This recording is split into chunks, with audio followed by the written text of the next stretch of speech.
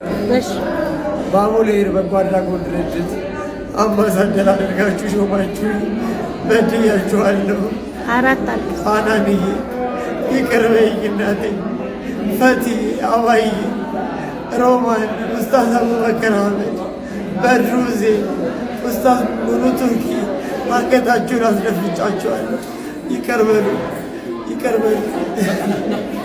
አይዞ በቃ የሰማ ይመስለኛል። ያው በመሀል ትንሽ ተጣልተን ነበረ እና ወዳጆች በመሀል እንትን ብለው ለማስማማት ሞክረዋልና እንዳመመኝ ያውቃል። በዚሁ ምክንያት በስራው መበላሸት ምክንያት የቲቪ ፕሮግራም የበዓል ሾው እኮ ለነገ የምትየው አይደለም። የሞሊድ በዓል ፕሮግራም ነበርና አጋጣሚ ልጁ በጣም የሚታወቅ ልጅ ነው። ከሌ ብሎ መናገር አስፈላጊ ስላልሆነ ነው። ከእሱ ጋር መስራት ፈለግኩኝ። አወራን፣ ተነጋገርን። ቅድሚያ መክፈል የሚገባኝ ብር ነበረ፣ እሱን ሰጠሁት። ከዛ ተቀረጸ ፕሮግራሙ። ኤዲት ሳያደርገው ክፍለ ሀገር ሄደ እሱ ለሌላ ሾው እና የሰጣቸው ልጆች ራሱ ምን እንዴት አድርገው እንደሚሰሩት አያውቁ። አጋጣሚ እዛ በሚሄድ ጊዜ ቢሮ ተዝረክርኮ አገኘሁት የለፋሁበት ስራ። በዛ በጣም ስትረስ ውስጥ ገባ። ለማስተካከል ወይ ሌላ ባለሙያ እንዲሰራው እያደርኩ ሰራሁት። እኔ እንደማውቀው በቬጋስ ሞከርኩት፣ ግን አልደረስም። እንደዛ ነው። በዚህ በጣም ተረብኩ። አየር ሰዓቱ ባዶ ሆኗል። ባዶ ከተም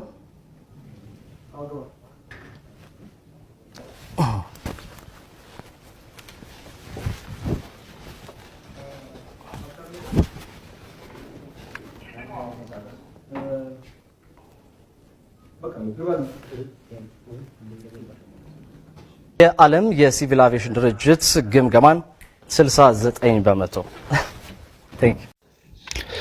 የሰው ልጅ የሚሰራውን ካላወቀ የሚያደርገውን ካላወቀ መጨረሻው ምን እንደሆነ በጋዜጠኛ ሶፎንያስ ማየትና ማወቅ ይቻላል ማለት ነው። በነገራችን ላይ በጣም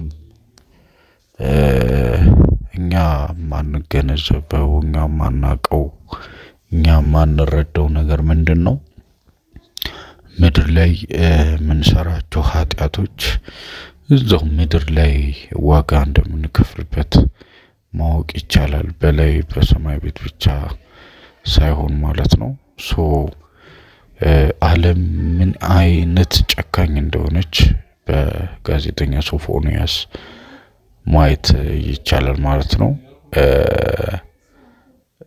አስቡት ምን ያክል ዲፈረንስ እንዳለው የአሁኑ ሶፎንያስና የድሮ ጋዜጠኛ ሶፎንያስ ቢግ ዲፈረንስ። ጥሩ ነገር ለመስራት ብንሞክር መጥፎ ላለመስራት ብንሞክር የተሻለ ነው። በዛች በአንድ ቀን ስህተት እንግዲህ ጋዜጠኛ ሶፎንያስ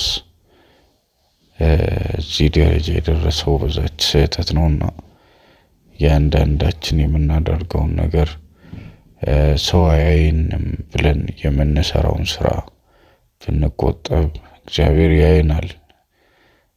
አንዳንዴ እዚህ መሬት ላይ ዋጋ ስለማንከፍል ፈጣሪ አይቶን ፈጣሪ ደግሞ በላይኛው ስለሚቀጣን ብዙ ጊዜ ሰው አላየንም ብለን የምንሰራው ስራ አግባብ እንዳልሆነ ስለማምን ነውና በጣም ስለታዘብኩ ዛሬ በጣም ስለገረመኝ ነው ላጋራችሁ የፈለኩ ይህንን ምስል ማለት ነው። በጣም ልብ የሚሰብር አይነት ነገር ነው እውነት ለመናገር። አስቡት እስኪ ልዩነት ከእንደዚህ አይነት ነገር ፈጣሪ ይሰውረን። ሌላ ምንም አይባልም። እንግዲህ ለቤተሰቦቹም ለጓደኞቹ ለአድናቂዎቹ እንግዲህ ብርታትን ነው የምንመኘው። እጅግ በጣም በዚህ ሰዓት እንግዲህ ከቤተሰብ ጀምሮ እስከ ጓደኞቹ በጣም እየረበሸ እጅግ በጣም ማለት የአእምሮ እክል ስላጋጠመው ኦልሬዲ አሁን በድሮ ጤንነቱ ላይ አይደለም የሚገኘውና እናቱም በሚዲያ ቀርባ እንደተናገረችው ከአንድም 2-3 የመግደል ሙከራ እንዳደረገባት ነው ተናገረችው። ኤኒዌይስ እንግዲህ እግዚአብሔር ወደ ቀድሞ ቀልብ ይመልስህ። ይሄንን ነው ማለት የምፈልገው።